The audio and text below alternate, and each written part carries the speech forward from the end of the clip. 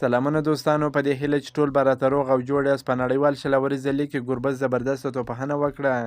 د متحده عربي اماراتو په نړیوال شلوري ځلي کې په نننۍ لوبه کې 4 افغان لوبغاړي ولوبېدل چې 4 واړه محمد نبي، نوین الحق، رحمان الله ګربز او نور احمد لکنوال د شارجه وريریز لوبډلې په ګټه ولوبېدل او لوبه یې هم ورته وګټل. په دې لوبه کې نور احمد لکنوال په 4 اورونو کې 28 منډې ورکړې، 2 ویکټ یې واخیسته. محمد نبي په توپخنه کې په 11 بالونو باندې 18 ناسوځېدلې منډې وکړې او رحمان الله ګربز بیا زبردسته په زړه پورې لوبه ترسره کړل. د خپلې لوبډلې په ګټه یې 50 سیزه هم ترسره کړه. په 19 بالونو باندې 50 منډې وکړې.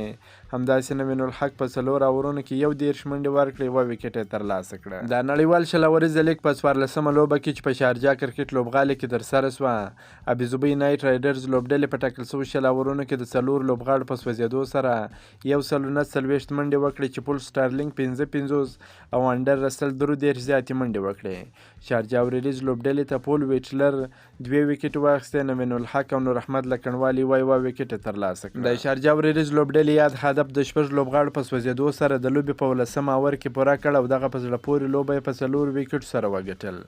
د دوی لپاره رحمان الله ګربز ډېره ښایسته لوبه وکړه، 50 منډې جوړه کړې او محمد نبي 18 زیاتې منډې وکړې. ابيظبي نایټ رایډرز لوبډلې ته لهرو کمار 3 لوبغاړي وسوځول، عاقل حسین 2 لوبغاړي وسوځول او د ننجایا ډي سلوا 1 ویکټ واخیسته. د لوبې غوره لوبغاړی رحمان الله ګربز ونومول شو. که مو دا ویډیو خوښه شوې در سره لایک کړئ او د خپلو ملګرو سره هم شیر کړئ. که په دې چینل کې نوی یاست چینل هم در سره سبسکرایب کړئ. دا نور تازه معلوماتو لپاره هم زموږ سره اوسئ. تر بلې ویډیو پر د الله په امان.